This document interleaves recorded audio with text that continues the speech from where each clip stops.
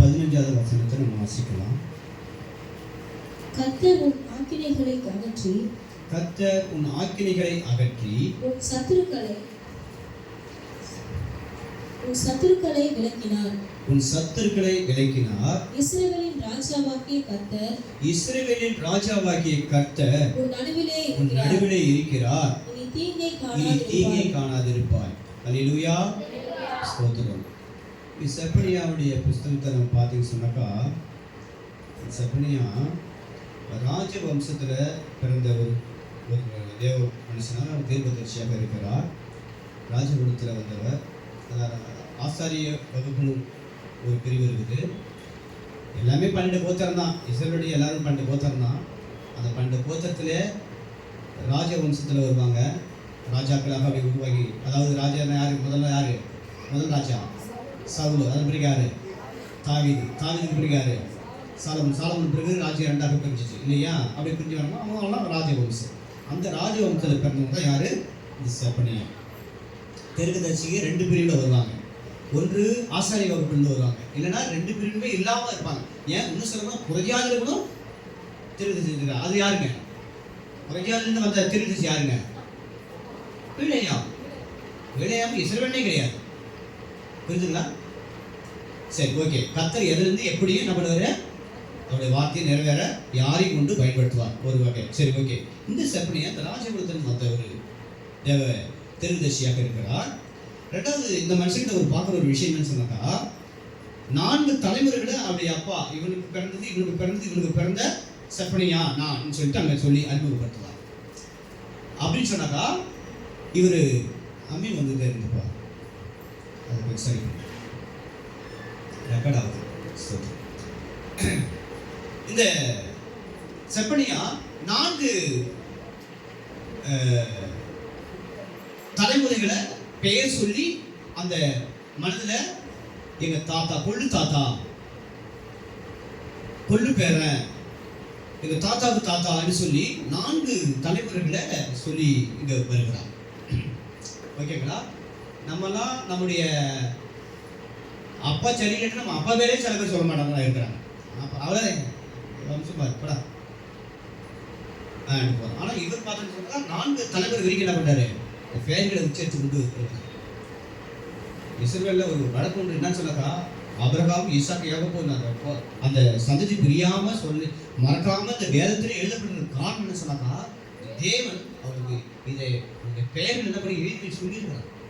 அதனால தான் மூதாதையர்கள் என்ன பண்ணிட்டு இருக்கிறாங்க, நீங்க பாருங்க, எந்த சந்ததியுடைய பேர் தெரிஞ்சு நம்முடைய சந்ததியால் பேர் தெரிஞ்சு தெரியும். ஆனா தேவன் ஆபிரகாமை தெரிந்து கொண்டு இஸ்ரவேல் இது வரைக்கும் எல்லாமே அழகா தெரியும் சந்ததி.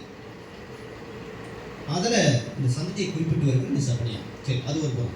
ரெண்டாவது, இந்த செப்பனியா சொல்லப்படுகிற ஒரு வார்த்தை பார்த்தோன்னா, இவர்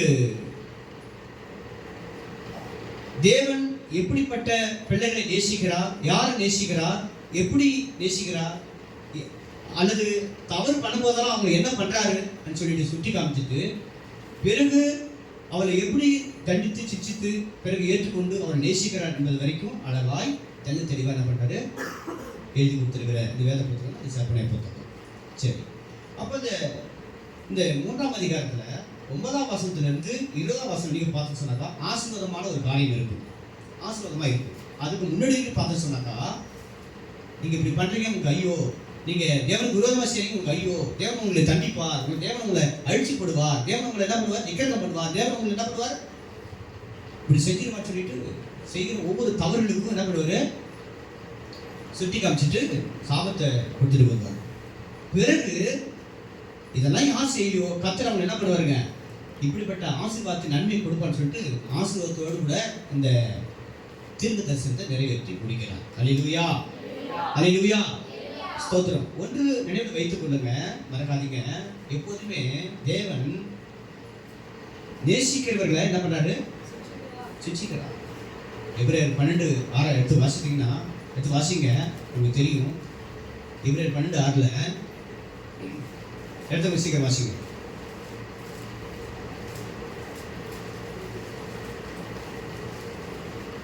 கர்த்தர் எவனிடத்தில் அன்பு கூறுகிறாரோ கர்த்தர் எவனிடத்தில் அன்பு கூறுகிறாரோ அவனை அவர் சிட்சித்து அவனை அவர் சிட்சித்து தாம் சேர்த்துக் கொள்கிற எந்த மகனையும் தண்டிக்கிறார் என்று ஆ, பிள்ளைகளுக்கு சொல்லுகிறது போல ஆ. உங்களுக்கு சொல்லி இருக்கிற புத்திமதியை மறைத்தீர்கள். ஆமென். ஸ்தோத்திரம். நல்லா கவனிங்க.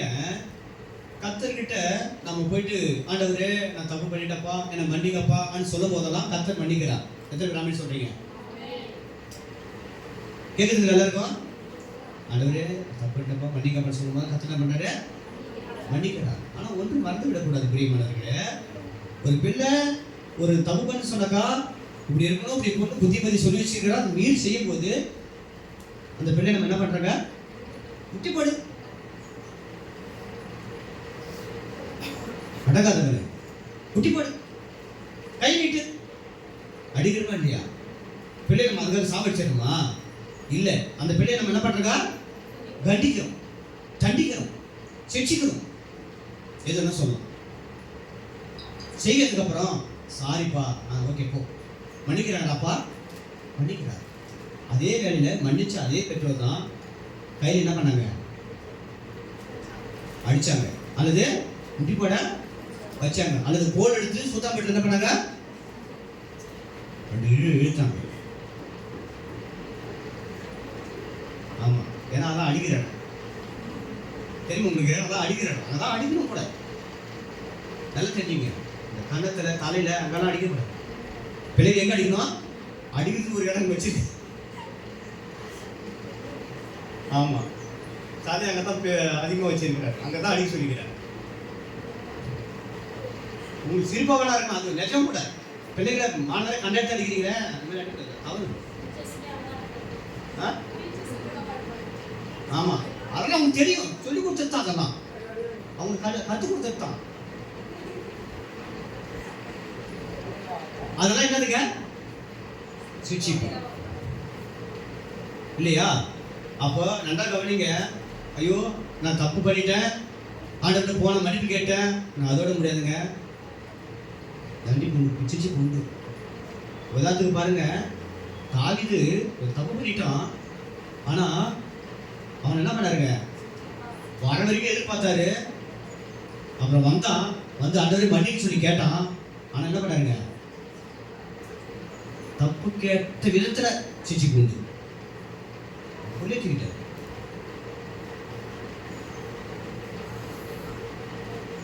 எவ்வளவு உபவாசம் சேர்ச்சான்டா தாவீது, எவ்வளவு உபவாசம் சேர்ச்சான்.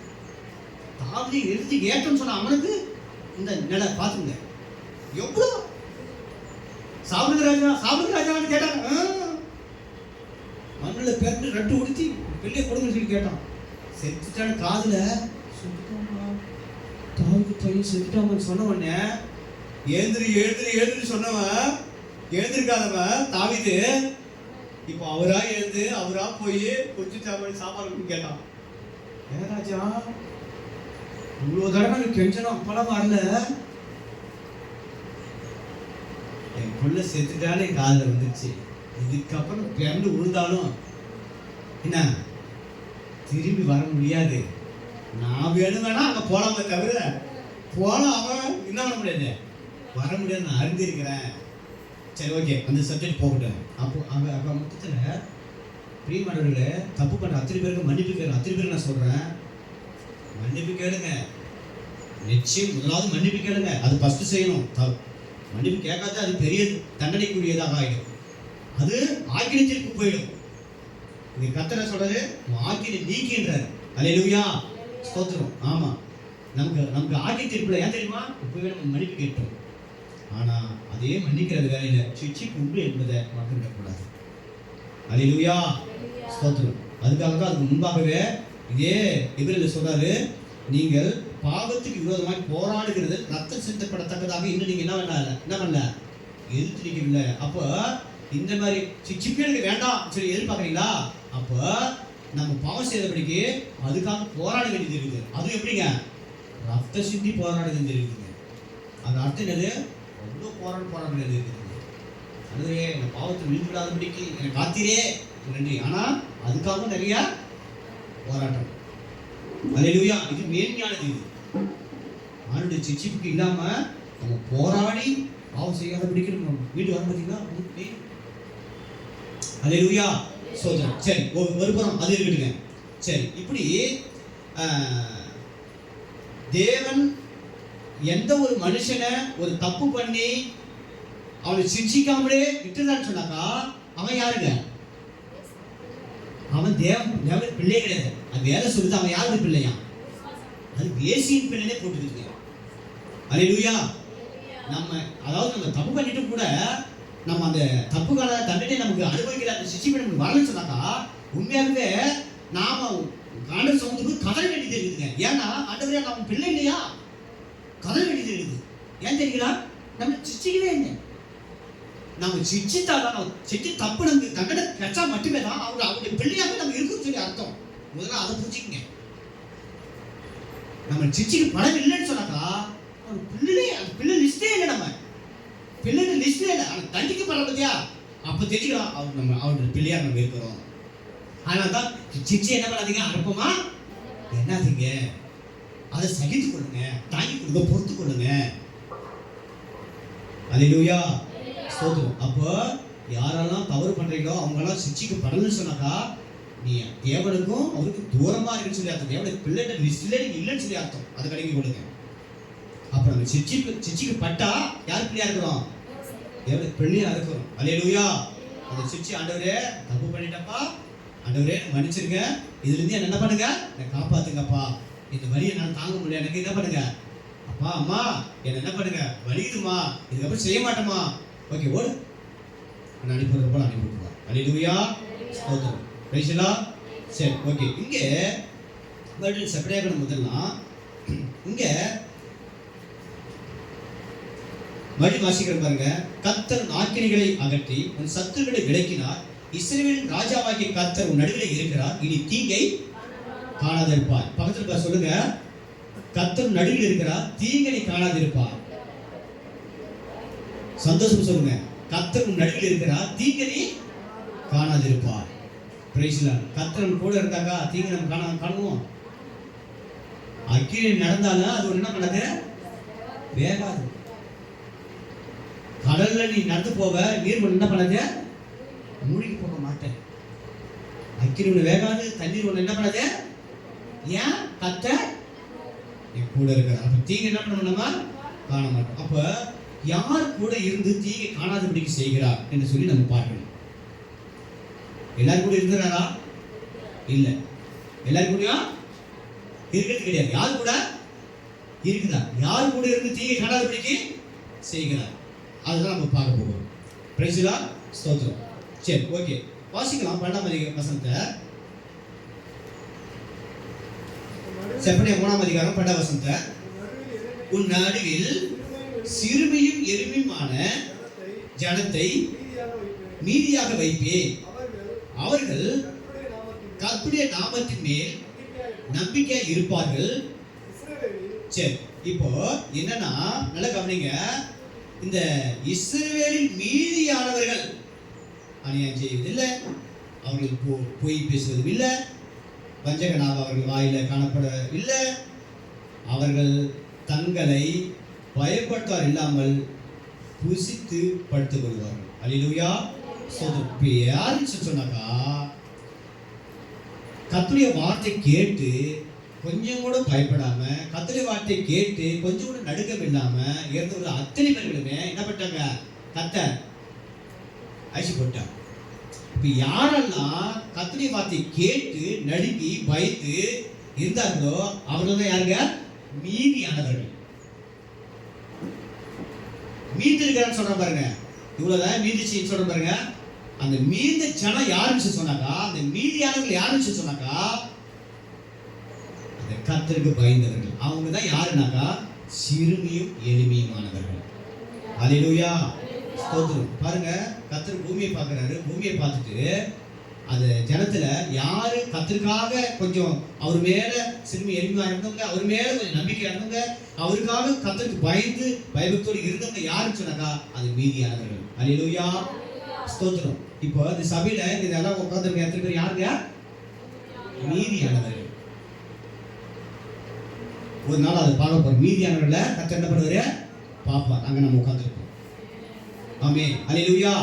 ஸ்தோத்திரம். சரி, ஓகே. அப்போ அந்த மீதியானுடைய கேரக்டர், அவனுடைய குணாதிசயம், இதை நம்ம பார்க்கலாம். ஓகே, எடுத்து வாசிப்போம். சங்கீதம் 87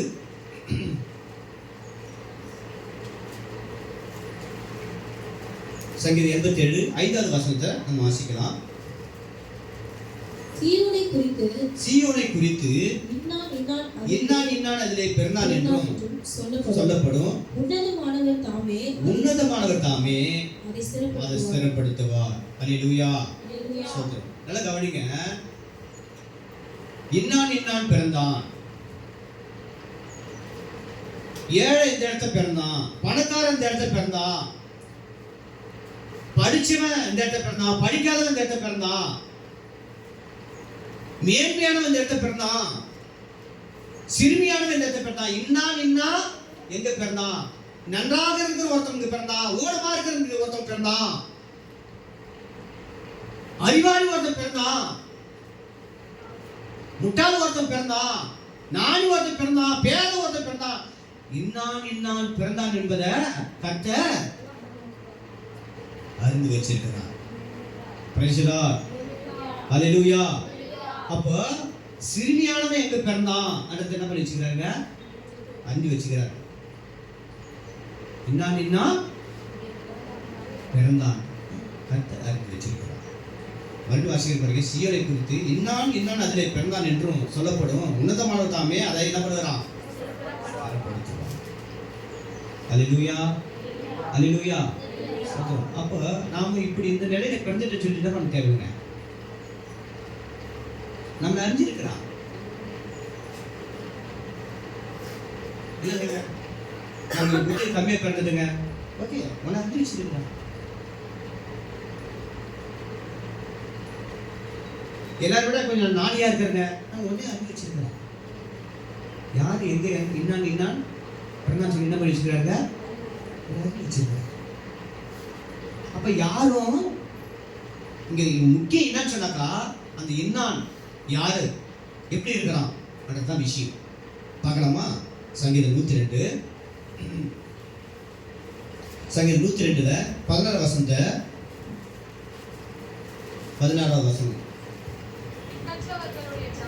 திக்கற்றுடைய ஜெபத்தை அலட்சியம் பண்ணாமல் அவர்கள் விண்ணப்பத்தை அங்கீகரிப்பார்.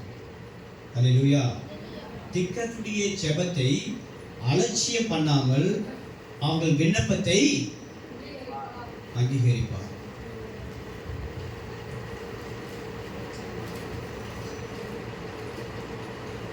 யாராவது நம்ம நிறைய பேர் நம்ம கிட்ட பேசுவாங்கல்ல,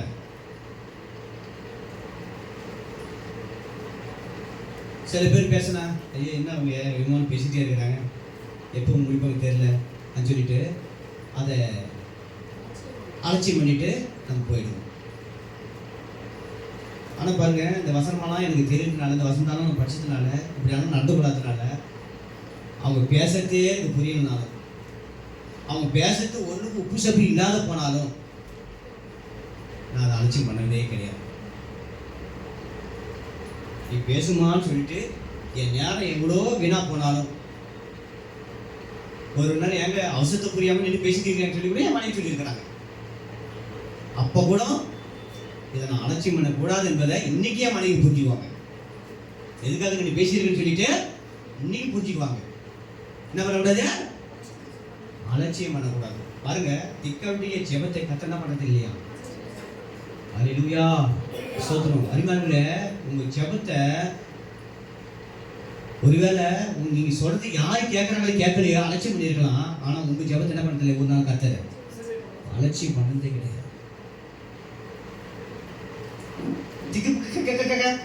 பேச கூட தெரியும், பேசுறியா அதை கூட அலட்சியம் பண்ண மாட்டாங்க. பேசு, உனக்கு தெரிஞ்சது அவங்க பேசு, என்ன வேணும் பேசு. கர்த்தர் ஒரு நாளும் திக்கட்டுடைய ஜெபத்தை அலட்சியம் பண்ணதே கிடையாது. ஸ்தோத்திரம். ஒருவேளை நீங்க ஜெபிச்சிருக்க ஜெபம் வேணா உங்களுக்கு லேட்டா வேணா உங்களுக்கு பதில் வந்திருக்கலாம். நான் ஒரு நாளும் அலட்சியம் பண்ணதே கிடையாது. சிறுமி எளிமையான கர்த்தர் கண்ணோக்கி பார்க்கிறவங்க. அல்லேலூயா. அவர் ஜெபத்தை உண்மையான அலட்சியம் பண்ணவே மாட்டார். மறந்துடாதீங்க.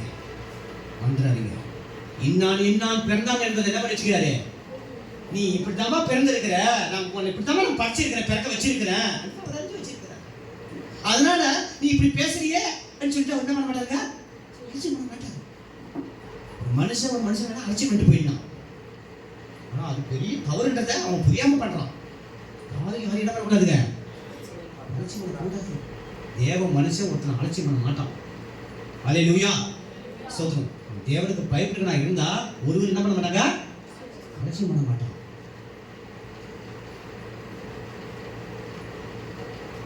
சில பேர் சின்ன பிள்ளை மதிக்க மாட்டாங்க. எப்போ உங்களுக்கு என்ன தெரியும், அலட்சியம் பண்ண சின்ன பிள்ளையாக இருந்தாலும் சரி, அப்பா பாப்பா நீ உன்னை தப்பா நினைச்சிட்டா சாரிப்பா கேட்டு போறான் பாரு. அவன் தான் தேவனுக்கு பயந்த ஒரு மனுஷன். அல்லேலூயா, ஸ்தோத்திரம்.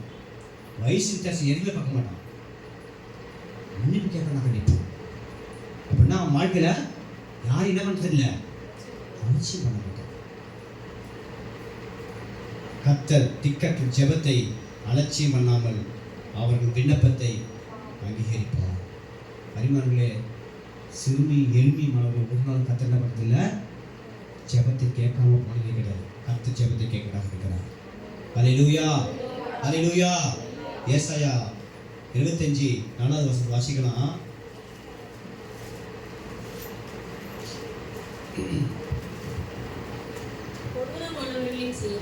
கொடூரமானவர்களின் சீரல் மதிலை மோதியடிக்கிற பெருவெள்ளத்தை போல் இருக்கையில் நீ ஏழைக்கு பலனும் நெருக்கப்படுகிற எளியனுக்கு திடனும் பெருவெள்ளத்துக்கு தப்பும் அடைக்கலமும் வெயிலுக்கு ஒதுங்கும் நிழலுமானே. அல்லேலூயா, சந்தோஷமா சொல்லுங்க, சந்தோஷமா பார்த்து கையில பத்தி சொல்லுங்க. என்னங்க, கர்த்தர் உனக்கு ஏழைக்கு பலனும் எளியவனுக்கு திடனும் பெருவெள்ளத்துக்கு தப்போ அடைக்கலமும் வெயிலுக்கு ஒதுங்கும் நிழலுமானே. சொல்லுங்க, சந்தோஷமா சொல்லுங்க, பார்த்து பார்த்து. கர்த்தருக்கு பலனும் திடனும் அடைக்கலமும் நிழலுமாயிருக்கிறார். வாழ்த்துங்க, சொல்லி வாழ்த்துங்க, ஸ்தோத்திரம். கர்த்தருக்கு பலனும் திடனும் அடைக்கலமும் நிழலுமாயிருக்கிறார். யாருக்கு? எளியவனுக்கு, சிறுமி எளியமானவனுக்கு கர்த்தர் பலன்க மறந்துடாதீங்க. அவர்களுக்கு கர்த்தர் திடனும் அடைக்கலமும் நிழலுமா இருக்கிறார். ஸ்தோத்திரம்.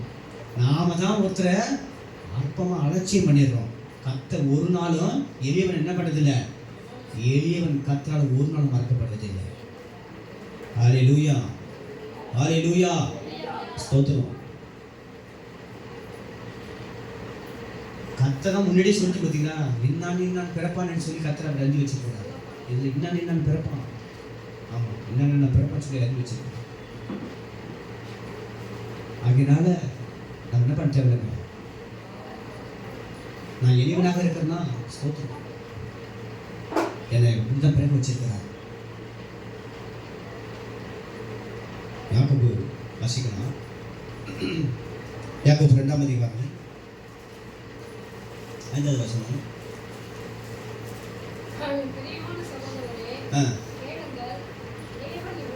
தரித்திரரை விசுவாசத்தில் ஐஸ்வர்யவான்களாகவும் தம்மிடத்தில் அன்பு கூறுகிறவருக்கு வாக்குத்தத்தம் பண்ணின ராஜ்யத்தை சுதந்திரிக்கிறவர்களாகவும் தெரிந்து கொள்ளவில்லையா? நீங்களோ தரித்திரரை கனவீனப்படுகிறீர்கள். சரி, அவன் பாருங்க, என் பிரியமான சகோதரரை கேளுங்கள், தேவன் உலகத்தின் தரித்திரரை விசுவாசத்தில் ஐஸ்வர்யவான்களாகவும். எப்படிங்க?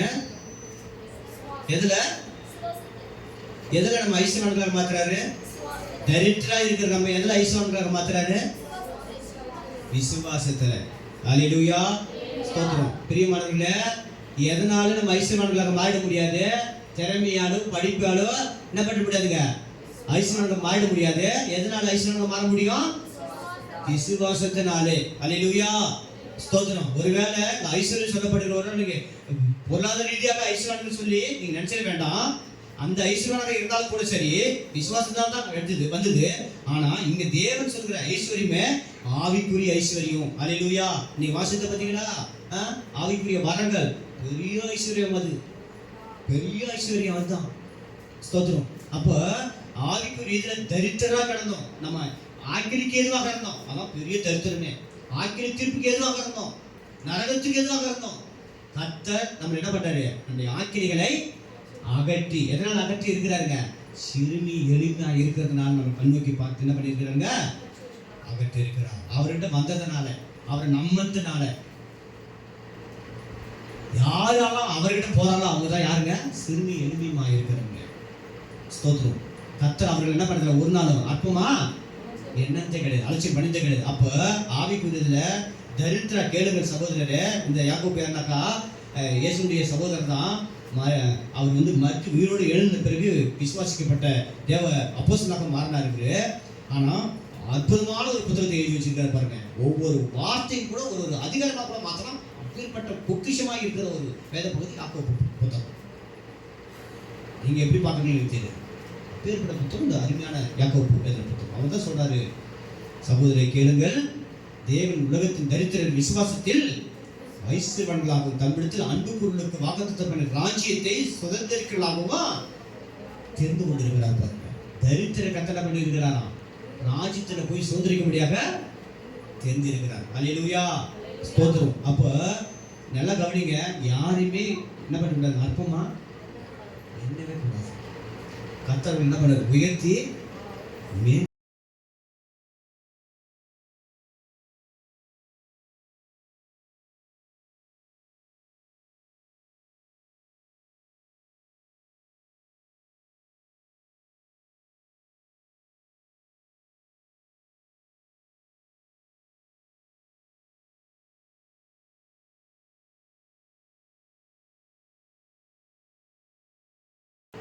யார் அர்த்தமா நினைச்சோ உயர்த்திடுவார் ஆண்டவர். ஏன்னா சிறுமி எரிமானவன் அவர் என்ன பண்ணுறாரு? ஒரு நாளும் அலட்சியம் பண்ணுறது இல்லை. அவர் இந்த உலகத்தில் நிறைய பேர் தான் அலட்சியம் பண்ணப்படுறாங்க. தெரியுங்களா உங்களுக்கு? ஏழைகள் அலட்சியம் பண்ணப்படுறாங்க, எளிவர்கள் அலட்சியம் பண்ணப்படுறாங்க.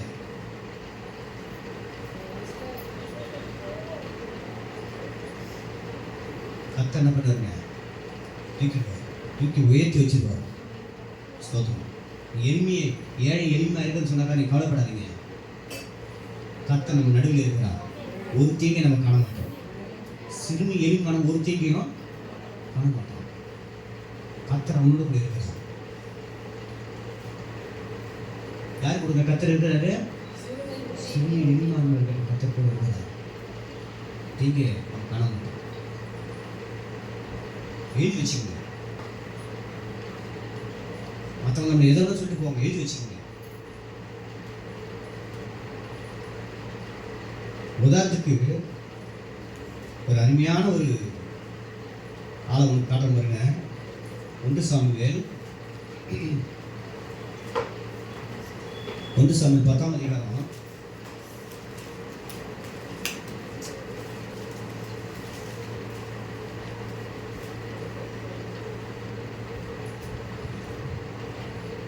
21 வாசிங்க. அவன் பென்யமீன் கோத்திரத்தை அதனுடைய குடும்பங்களின்படியே சேரப்பண்ணின பின்பு மாத்திரி குடும்பத்தின் மேலும் அதனை கீசின் குமாரனாகிய சவுலின் மேலும் சீட்டு விழுந்தது. அவனை தேடின போது அவன் அகப்படவில்லை. அவன் இனி எங்கே வருவானோ என்று அவர்கள் திரும்ப கர்த்தரிடத்தில் விசாரித்த போது, இதோ அவன் தளவாடங்களில் இருக்கிற இடத்திலே ஒளிந்து கொண்டிருக்கிறான் என்று கர்த்தர் சொன்னார். அல்லேலூயா, அல்லேலூயா. அப்போ பாருங்க, இப்போ ஏலி ஆசாரியனா இருக்கிறான். சாமுவேல் தீர்க்கதரிசியாக இருக்கிற அந்த காலத்துல எல்லா நாடுகளிலும் ராஜாக்கள் ஜனங்களை ஆளுகை செய்து கொண்டு வந்திருந்தார்கள். ஆனால் தேவன் இஸ்ரவேல் ஜனங்களை ஆசாரியன் கொண்டும் சாமுவேலாகிய தீர்க்கதரிசி மூலமாகவும் என்ன பண்ணிக்கிட்டு வந்தாருங்க? ராஜாவாக இருந்து தேவன் ஜனங்களை ஆளுகை செய்து கொண்டு வந்திருந்தார். அங்க என்ன நடந்துச்சுனாக்கா, ஆசாரியன் ஏலி நல்லவன் தான். ஏலி தன்னுடைய ஊழியத்தை சரியாக செய்தான். நல்லா கவனிங்க, சின்ன பிள்ளைங்க கவனிங்க, இங்க கவனிங்க. ஏலியுடைய பிள்ளைகள் பிள்ளைகளே கவனிங்க, ஏலி சரியான ஊழியத்தை சரியா தான் செஞ்சான், அவன் மேல அந்த குறை இல்லை. ஆனா தன் பிள்ளைகளை கண்டித்து ஒழுக்கமா பரிசுத்தம் பார்த்தீங்களா, பிள்ளைய தண்டிக்கணும். கண்டிக்காதவன் அவன் இஷ்டப்படதான் விட்டவன் அவ்வளவுதான், நாசமா போயிடுவான். பிள்ளை என்ன பண்ணுங்க, கண்டிக்கணும். அவன் கண்டிக்காதனால அவன் பிள்ளைகள் தேவனுக்கு விரோதமா பாவம் செய்தார்கள். பிறகுதான் இதை பார்த்துதான் ஜனங்கள் எல்லாரும் சாமுவேல் கிட்ட போயிட்டு, சாமுவேல் எங்களுக்கு எல்லா நாட்டிலும் ராஜா இருக்கிறது போல எங்களுக்கும் ஒரு ராஜா இருந்தா நல்லா இருக்கும்னு சொல்லி கேட்கறான். சாமுவேலுக்கு ரொம்ப வேதனை விசனம் வந்து போய் ஆண்டுகிட்ட போயிட்டு, ஆண்டவரே இந்த ஜனங்கள் ராஜா கேட்கிறார்களே, என்னை தள்ளி ராஜாவை கேட்கிறார்களே சொல்லி அவன் முறையிடும் போது சொல்றாரு, சாமுவேல அவர்கள் உன்னை தள்ளல என்ன தள்ளினார்கள். அல்லேலூயா, அல்லேலூயா. என்னதாப்பா தள்ளினாங்க, நான் தான் ஆளாதபடிக்கு என்னதான் தள்ளினார்கள், உன்னை தள்ளல. அவங்க கேட்ட பிரகாரமாகவே ராஜாவை கொடு சொல்லி கேட்கும்போது யாருன்னு சொல்லும் போது, கோத்திரம் 12 கோத்திரம் இல்லையா, 12 கோத்திரம் சீட்டு போடும்போது பென்யமீன் கோத்திரத்துல இவன் பேர் வந்து விழுதுங்க. யாரு? சவுல் பேர் வந்து விழுதுங்க.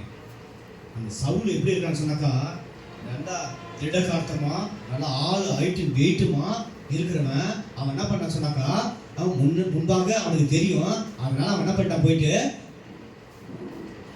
ஓரமா மோல்ல போயிட்டு பயந்து உட்காந்துக்கிறான். நம்ம பார்த்து கூட சொல்லிட்டு ஒழிஞ்சிட்டு இருக்கிறான். அவன் வருவானான்னு சொல்லி கேட்கும்போது, அதான் பச்சை பத்தியா அவன் தலைவாடங்கள் இருக்கிற இடத்துல ஒழிந்து கொண்டு இருக்கிறான் என்று கத்த சொல்லிட்டு அந்த கத்துடைய வாசல் பிரகாரம் போய் பார்த்தாக்கா, ஏந்திரப்பா ஒன்னுதாப்பா ராஜாவை கூப்பிடுற, நீ இங்க வந்து உட்காந்து இருக்கிற, ஏதுவாப்பா நான் சொல்லும்போது அவன் எப்படி வரான் தெரியுமா,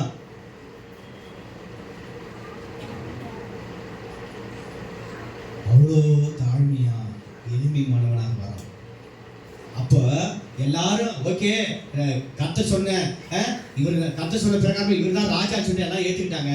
ஆனா சில பேர் 27 வசனம் வாசிங்களேன், ஆனாலும் பேலியாளின் மக்கள் இவனா நம்மளை ரட்சிக்க போகிறவன் என்று சொல்லி அவனுக்கு காணிக்கை கொண்டு வராமல் அவனை அசட்டை பண்ணினார்கள். அவனும் காது கேளாத போல இருந்தான். அல்லேலூயா, ஸ்தோத்திரம். யார் தெரியுமா சிறுமி எளிமையானவன்? யாராவது என்ன சொன்னாலும் சரி, நம்மளை பற்றி தப்பா சொல்றாங்களா, எனக்கு கேட்கலங்க. யாராவது என்ன சொன்னாலும் சரி, எனக்கு கேட்கல, நான் சொல்றது நல்லா காதுல வாங்கிங்க. ஆனா மத்தவங்க நம்மளை பற்றி தப்பா சொல்றாங்க பாருங்க, அது நமக்கு என்ன பண்ண தேவையில்ல, அது காது கேட்காது, காது கேட்கக்கூடாது. சொல்றேன்ப்பா சொல்லிட்டு போ. இங்க சபையில 10 பேர் 30 பேர் 50 பேர் இருக்கிற இடத்துல 2 பேரு இவர் சொல்ல மாட்டாரா சொல்றாங்களா, அது என்ன பண்ண தேவையில்ல, காது கேட்க வேண்டாம். இவர் வந்துட்டாரா உத்தம புத்திரன் சொல்றானா, காது கேட்க தேவையில்லை.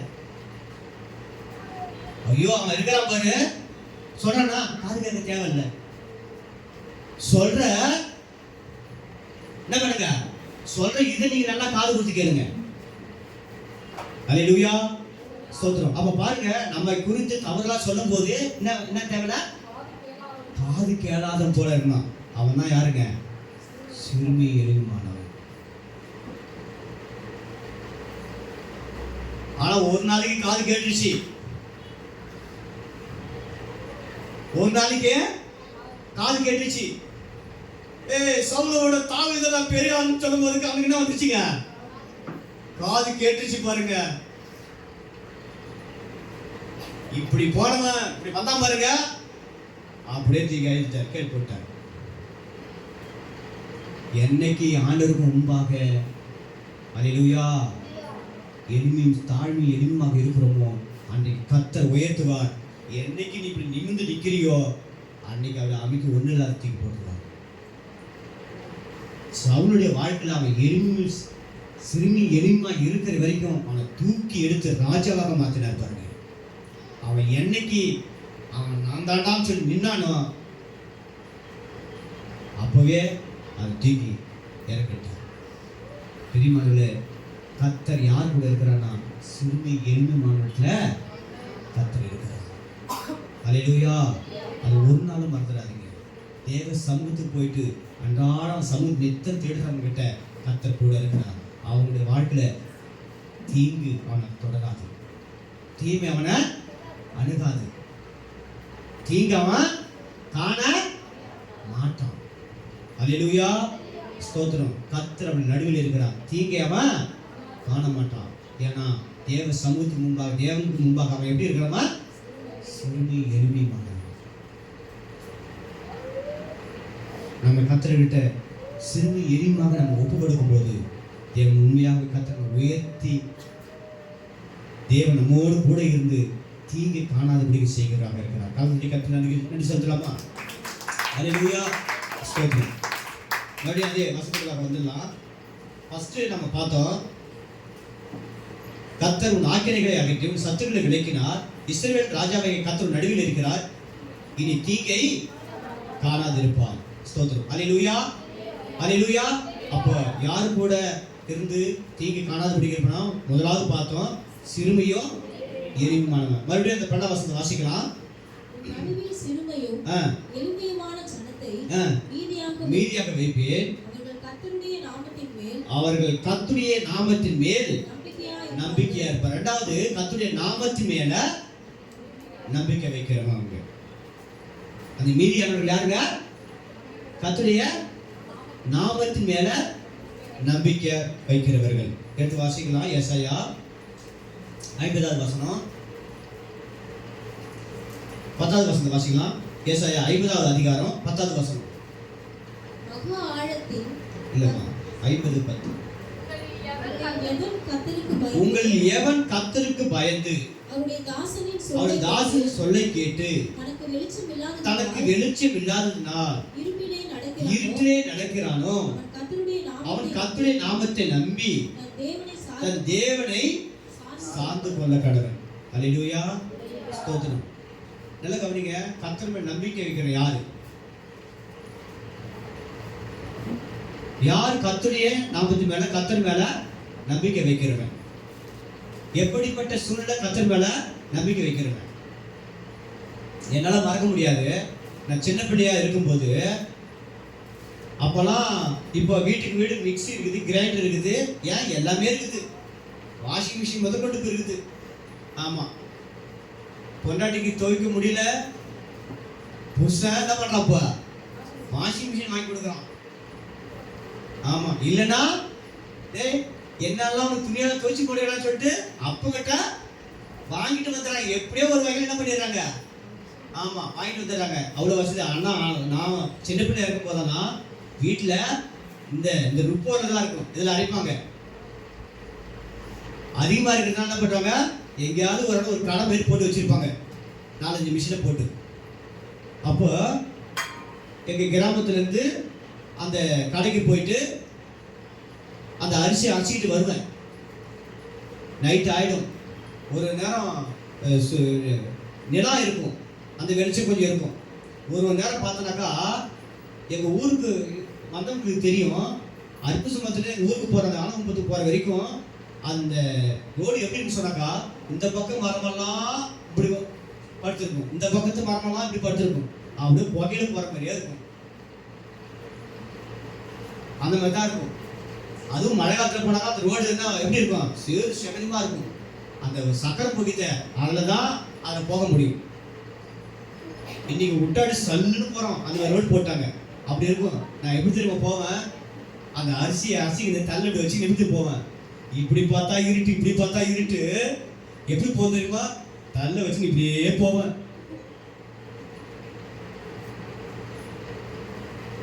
எல்லாம் ஒரு சத்தம் விட போவோம். அப்போ ஒன்று திரும்பி பார்க்க மாட்டேன். நான் எதுக்காக சொல்றேன்னு சொன்னாக்கா, எப்படிப்பட்ட சூழ்நிலை தெரியுமா நம்பிக்கை வரும்? இப்படிப்பட்ட நேரத்தில் தான், இருட்டு நேரத்தில் தான் நம்ம என்ன பண்ணுங்க சொல்றாரு பாருங்க. உங்கள் எவன் கர்த்தருக்கு பயந்து அவன் தாசனின் சொல்லை கேட்டு தனக்கு வெளிச்சம் இல்லாததினால் இருட்டிலே நடக்கிறானோ அவன் கர்த்தருடைய நாமத்தை நம்பி தேவனை சார்ந்து கொள்ள கடவன். அல்லேலூயா. நம்பிக்கையில்லாத சூழ்நிலை நம்ம வாழ்க்கையில, இந்த வாழ்க்கை இருண்டு போயிருக்குன்னா, நம்முடைய வாழ்க்கையில எல்லாம் நம்மளை விட்டு போயிடுச்சா, அவ்வளவுதான் நம்முடைய வாழ்க்கைன்னு சொல்லி சொல்லப்படுகிற நேரமா இருக்குதா? சினிமா தான் டயலாக்லாம் கேட்கறாங்க. எல்லாரும் தோத்துட்டு சொன்னாலும் நீ உன்னை தோத்துட்டுன்னு நம்பாத. ஆனா என்னை பொறுத்த வரைக்கும் இந்த வசனத்தை கொண்டுதான் கர்த்தர் அழகா நமக்கு சொல்லுகிறார். எல்லாரும் அவ்வளவுதான் வாழ்க்கை. பால்சங்கர் முடிஞ்சு போச்சு. உங்க பேரை சொல்லிக்கங்க. உங்க பேர் நீங்களே சொல்லிங்க. பால்சங்கர் வாழ்க்கை அவ்வளவுதான் முடிஞ்சிச்சியா? இருந்து போச்சு அவன் வாழ்க்கை அவ்வளவுதான். இடிச்சு போச்சு, அவ்வளவுதான் முடிஞ்சு போச்சு சொன்னாலும் கர்த்தர் வெளிச்சத்திலே கொண்டு வருவார். ஸ்தோத்திரம். என்னை வெளிச்சத்திலே கொண்டு வருவார். என்ன முடிஞ்சதுன்னு சொல்லி என் வாழ்க்கைய இனிமேல் தானே உன் வாழ்க்கைய ஆரம்பிச்சு வைப்பார். அல்லேலூயா, அல்லேலூயா. அப்போ எப்படிப்பட்ட சூழ்நிலைக்கு நமக்கு நம்பிக்கை வரும்?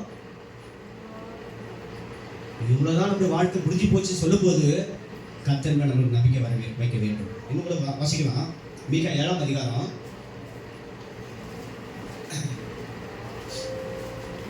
மீகா அழகா சொல்லுவோம்.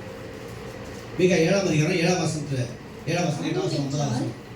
நானும் என்றால் கர்த்தரை நோக்கிக் கொண்டு என் ரட்சிப்பின் தேவனுக்கு காத்திருப்பேன். என் தேவன் என்னை கேட்டருளுவார். உபதரிக்குமா? என் சத்துருவே, எனக்கு விரோதமாய் சந்தோஷப்படாதே. நான் விழுந்தாலும் எழுந்திருப்பேன். நான் இருளிலே உட்கார்ந்தால் கர்த்தர் எனக்கு வெளிச்சமாய் இருப்பார். நான் கர்த்தருக்கு விரோதமாக பாவம் செய்தேன். அவர் எனக்காக வழக்காடி என் நியாயத்தை விசாரிக்கும் மட்டும் அவருடைய கோபத்தை சுமப்பேன். அவர் என்னை வெளிச்சத்திலே கொண்டு வருவார். அவருடைய நீதியை பார்ப்பேன். அல்லேலூயா. இங்க பாருங்க, நானும் என்றால் கர்த்தரை நோக்கி கொண்டு என் ரட்சிப்பின் தேவனுக்கு காத்திருப்பேன். என் தேவன் என்னை கேட்டருளுவார். சத்துருவே, எனக்கு விரோதமா சந்தோஷப்படாத. நான் விழுந்தாலும் எழுந்திருப்பேன். நான் இருளிலே உட்கார்ந்தா கர்த்தர் எனக்கு வெளிச்சமா இருப்பார். நான் கர்த்தருக்கு விரோதமா பாவம் செய்தேன். அவர் எனக்காக வழக்காடி என் நியாயத்தை விசாரிக்க மட்டும் அவருடைய கோபத்தில் சுமப்பேன். அவர் என்னை வெளிச்சத்திலே கொண்டு வருவார். அவருடைய நீதியை பார்ப்பேன். அல்லேலூயா. சொல்றேன் நல்லா கவனிங்க. இங்க சொல்றாரு பாருங்க, சத்துருவே எனக்கு விரோதமா சந்தோஷப்படாத. உங்களை பார்த்து அவ்வளோதாங்க, என்ன ஆட்டம் ஆடினா அவ்வளோதாங்க, நான் வாழ்க்கை முடிஞ்சுதுங்க, அச்சாரு பாருங்க, காண்டு அச்சாரு பாருங்க, அவ்வளோதாங்க எப்போது சொல்றானோ அவனை பார்த்து சொல்லுங்க, நீ சந்தோஷப்படாத சத்துருவே, நான் வீழ்ந்துட்டேன், நான் இருள் இருக்குன்னு சொல்லி என்ன பண்ணாத, சந்தோஷப்படாத. என்னை கர்த்தர் என்ன பண்ணுவாரு? நீ விழுந்தாலும் என்னை எழுந்திருக்க பண்ணுவா. பக்கத்துல சொல்லுங்க, நீ விழுந்தாலும் கர்த்தர் நீ எழுந்திருக்க பண்ணுவா. அல்லேலூயா. ஸ்தோத்திரம். கர்த்தர் என் இருள, நான் இருள உட்கார்ந்து இருந்தாலும் கூட கர்த்தர் எனக்கு என்ன பண்ணுவாருங்க? வெளிச்சமா இருப்பா. அல்லேலூயா. இதுதாங்க நம்பிக்கை. எப்போது நம்ம வாழ்க்கையை அவ்வளோதான் சொல்லி முடிவு கட்டுன்னு சொல்லிட்டு முடிவு வருகிறதோ, இல்லை கர்த்தர் எனக்கு வெளிச்சமா இருக்கேன், எவ்வளோ இருளாக இருந்தாலும் கர்த்தர் எனக்கு வெளிச்சமா இருப்பேன்னு சொல்லி நம்புற பார்த்தீங்களா? அதான் நம்பிக்கை. இது வரைக்கும் நீங்கள் எப்படிப்பட்ட நம்பிக்கை வச்சிருக்கீங்கன்னு தெரியாது. நல்லா கவனிங்க. கர்த்தர் எப்படி நம்பணும்? கர்த்தர் எப்படி நம்பணும்? உன் வாழ்க்கை முடிவுக்கு வந்துட்டு சொல்லி 10 பேர் 100 பேர் 1,00,000 பேர் சொன்னாலும் கூட என் வாழ்க்கையை இனிமேல் தான் ஆரம்பிப்பான்னு சொல்லிட்டு நீ கர்த்தர் மேல் நம்புறீங்க. கர்த்தர் நம்புறீங்க பார்த்தீங்களா? இதுதாங்க நம்பிக்கை. நம்ம எத்தனை பேர் நம்மளை பார்த்து அவ்வளவுதான் முடிஞ்சிச்சு சொன்னாலும் கூட பரவாயில்ல, கைகடி சிரிச்சாலும் பரவாயில்ல. எனக்குமே எனக்கு உதவி செய்ய அண்ணன் தம்பிங்க, எனக்கு உதவி செய்ய மாமா மச்சான், எனக்கு உதவி செய்ய பெரியப்பா பேசிட்டப்பா, எனக்கு உதவி செய்ய நண்பர்கள் இருக்கலாம். ஆனா நான் இருளில் இருக்கும் போதும் அல்லது நான் குறையப்பட்டு இருக்கும் போதும் எனக்கு அவர் செய்வான்னு சொல்லி போற பார்த்தீங்களா? நான் கர்த்தரை நம்புறேங்க, அந்த மனுஷன் தான் நம்புறேன். அவங்களாம் இருந்த போதும் கூட, ஆண்டவரே நான் இப்படிப்பட்ட நிலையில இருக்கிறேன், நான் இருட்டில் கிடக்கிறேன், நான் வேதனையில் இருக்கிறேன், நான் கஷ்டத்தில் இருக்கிறேன், ஆண்டவரே என் வாழ்க்கை முடிவு தருவாரு கூட நான் போய் இருக்கிறவன் போல இருக்குது, அவ்வளோதான் நான் எந்திருக்க மாட்டேன் போல இருக்குது. ஆண்டவரே நான் உன்னை நம்புறேன். ஆண்டவரே சொல்ற பார்த்தீங்களா? அதாங்க நம்பிக்கை. ஒருவேளை நமக்கு உதவி செய்யறங்க சித்தப்பா பெரியப்பா மாமா மச்சான் அண்ணன் தம்பி நண்பர்கள் வந்து, என்னப்பா என்கிட்ட இந்த விஷயத்த சொல்லவே இல்லை, என்ன சொன்னாலும் நான் உனக்கு மாற்றி கொடுக்க மாட்டேனா வந்து சொன்னாலும் கூட, உதவி கூட செய்யலாம் கூட, உதவி செஞ்சாலும் பரவாயில்ல, சோத்துறோம், உதவி வாங்கிக்க வேணாம்னு சொல்ல தேவையில்ல. ஆனா நமக்கு உள்ளாக ஓடணும் என்னங்க? கர்த்தரை நம்புறேன், என் இருள கர்த்தர் வெளிச்சமாக்குவா. என் கஷ்டத்தை இப்படியே விட்டுற மாட்டாரு, அதை மாத்தி போடுவா. உன் அழுகிய ஆனந்த கழிப்பாக மாத்துவா. உன் வேதனையை கர்த்தர் மாத்துவா. நம்புற பத்தியா? அதாங்க நம்பிக்கை. தேவனுடைய பிரியமான ஜனமே, தேவனுடைய சகோதர சகோதரிகளே, உன் வாழ்க்கை முடிவுன்னு சொல்லி வருது பார்த்தீங்களா? நம்பிக்கை வைக்கிற பாருங்க, அதான் நீ வைக்கிற தேவன் வைக்கிற நம்பிக்கை. அந்த இடத்துல நீ நம்புற பத்தியா? அதான் நம்பிக்கை. ஒருத்தன் கடன் கொடுப்பான்னு சொல்லிட்டு நம்பி கடன் வாங்க போற மாதிரி அது இல்லைங்க நம்பிக்கை. என்னை எப்படியாவது கர்த்தர் காப்பாற்றிடுவான்னு சொல்லிட்டு அது இல்லைங்க. நீ எந்த நிலையில உன் முடிவு வந்துருச்சு பார்த்தீங்களா, அப்ப நம்புற பாருங்க, அதான் நம்பிக்கை. அது உதாரணத்துக்கு ஒருத்தர் சொல்றாரு பாருங்க,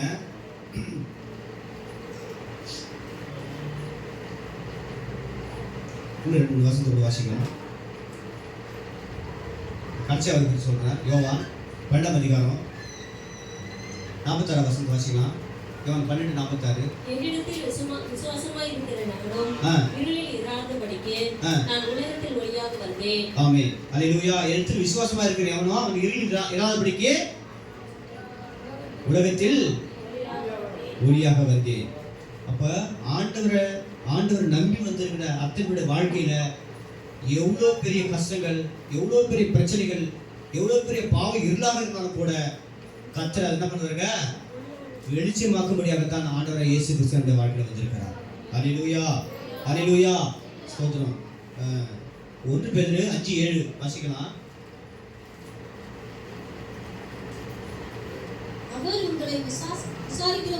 அவர் உங்களை விசாரிக்கிறானபடினாலே உங்கள் கவலைகளை எல்லாம் அவர் மேல் வைத்து விடுங்க. என்னங்க, நம்ம விசாரிக்கிற ஒருத்தர் இருக்கிற யாருக்கு அவரு?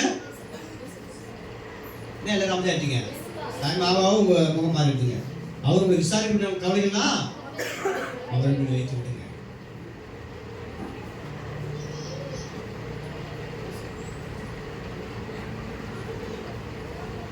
ஒரு யாரும் விசாரிக்க சொன்ன பரவாயில்ல. ஆனா யார் நம்ம விசாரிக்கிறாங்க? கர்த்தர் என்ன பண்ணாருங்க? விசாரிக்கிறார். அவரே நம்ம மீகா சொல்ற பிரகாரம், மீகா சொல்றாரு பார்த்தீங்கன்னா, அவ்வளோதான் விழுந்துட்டான், அவன் வாழ்க்கை அவ்வளோதான் முடிஞ்சிச்சு சொன்னாலும் கூட இல்லை, என் வாழ்க்கையை துளிர பண்ணுவார், என் இருளை கர்த்தர் வெளிச்சமாக்குவா. தேவரீர் என் விளக்கை ஏற்றுவீர், என் இருளை வெளிச்சமாக்குவா. அதே போல ஒரு மனுஷன் சொல்ற பாருங்க, யோபு 23ஆம் அதிகாரம், யோபு எடுத்து வாசிக்கலாம். யோபு 23 8 வரைக்கும் வாசிப்போம். இதோ நான் முன்னாக போனாலும் அவர் இல்லை, பின்னாக போனாலும் அவரை காணேன். இடது புறத்தில் அவர் கிரியை செய்தும் அவரை காணேன், வலது புறத்திலும் நான் அவரை காணாதபடிக்கு ஒளித்திருக்கிறார். ஆனாலும் நான் போகும் வழியை அவர் அறிவார். அவர் என்னை சோதித்த பின் நான் பொன்னாக விளங்குவேன். அல்லேலூயா. நல்லா கவனிங்க, நான் வாசிக்கிறேன் பாருங்க. இதோ நான் முன்னாக போறேன், அங்கேயும் அவரு இல்ல. நான் பின்னாக போறேன், அவரை காண அங்கேயும் இல்ல. இடது புறத்திலும் அவர் கிரியை செய்து அவர் காண, வலது புறத்திலும் அவரை காணாதபடி ஒளிந்திருக்கிறார். அல்லேலூயா. ஆனாலும் முன்னாடியும் இல்ல, பின்னாடியும் இல்ல, வலதுபுறம் இல்ல, இடதுபுறம் இல்ல, எங்கேயும் ஒரு பக்கம் இல்ல. ஆனாலும் நான் போகும் வழி அவரை அறிந்திருக்கிறார். இதாங்க நம்பிக்கை. இதுதான் கர்த்தர் மேல் வைக்கிற நம்பிக்கை. இவன் அவ்வளவுதான் முடிஞ்சு போச்சு, மற்ற எல்லா நண்பர்களும் அவ்வளவுதான். யோபு எப்பா எப்படி வாழ்ந்தான், எப்படி ஆயிட்டா பத்தியா?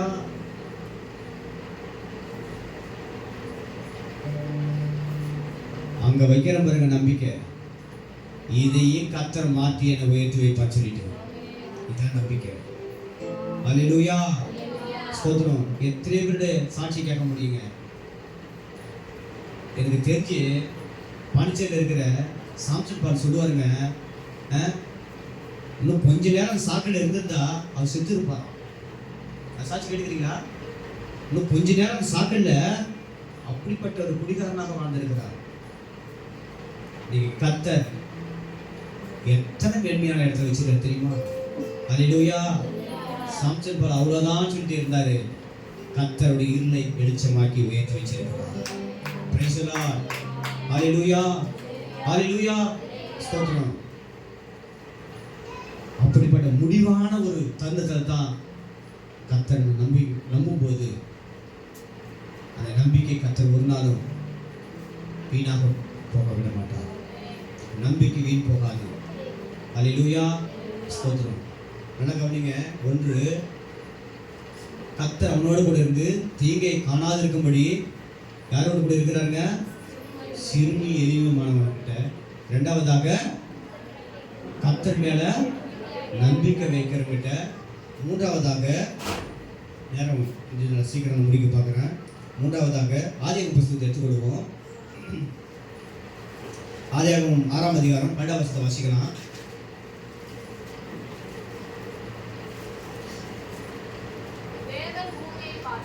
தேவன் பூமியை பார்த்தார், இதோ அது சீர்கெட்டதா இருந்தது, மாம்சமான யாவரும் பூமியின் மேல் தங்கள் வழியை கெடுத்துக் கொண்டிருந்தார்கள். இதோ தேவன் பூமியை பார்த்தார், என்ன சீர்கெட்டதா இருக்குது. ஆனா அந்த கோயிலூர் பட்டணத்துல ஒரு சபை ஒன்று இருக்குது. கோயிலூர்ல சபையில கர்த்தருக்கு பயந்திருக்கிற ஒரு ஜனக்கூட்டத்தை நான் பார்க்கிறேன். ஐயோ, இவங்கள இந்த ஜனத்தம் எல்லாரோட கூட இந்த ஜனத்தை என்ன பண்ணக்கூடாது, அழிக்கக்கூடாது. இவங்களுக்காக நான் ஒரு பேழையை கட்டணும், சபை என்கிற ஒரு பேழையை கட்டணும். அல்லேலூயா, அல்லேலூயா. அன்னைக்கு நோவா காலத்துல கர்த்தர் பூமியை பார்த்தது போல இன்னைக்கு பாப்பாருன்றா இப்படி தாங்க பாப்பாரு. நம்மளை பார்த்து நம்ம கர்த்தருக்கு பயபக்தியோடு இருந்துன்னு சொன்னாக்கா, அதாவது உலகத்தில் சொல்லுவாங்க எல்லாரும் அம்மா ஓடுற ஜனக்கூடத்துல நாம மட்டும் கோமனை ரெண்டு ஓடினாக்கா என்ன பண்ணுவாங்க? கேலி பண்ணுவாங்க. அல்லது எல்லாரும் ட்ரெஸ் பண்ணி ஓடிட்டு ஒருத்தன் அம்மனா ஓடினாக்கா அவன் என்ன பண்ணுவாங்க? அப்படியும் கேலி பண்ணுவாங்க. வந்துட்டாரா இவர் மட்டும் யோக்கியம் சொல்லட்டும். இந்த பூமியை பார்த்தாரு, ஒரு யோக்கியம் இருக்கிறாரு, அதுதான் பார்க்குறாரு. இந்த பூமியை பார்த்தாரு, எல்லாம் சீர்கெட்டதா இருந்துச்சு. கர்த்தருக்கு பயப்பட ஒருத்தர் இருக்கிறான்டா, கர்த்தருக்கு பயப்படுகிற தேவ பக்தி உள்ள ஒரு மனுஷன் இருக்கிறான்டா. உன்னை என்னை அப்படித்தான் பார்க்கணும் கர்த்தர். பிரைஸ் தி லார்ட், ஹல்லேலூயா. பூமியை பார்த்து அது எல்லாம் சீர்கெட்டதா இருக்குது. ஆனா கர்த்தருக்கு பயப்படுகிற ஒரு மனுஷன் இங்க இருக்கிறான். அவனை காப்பாற்றணும்.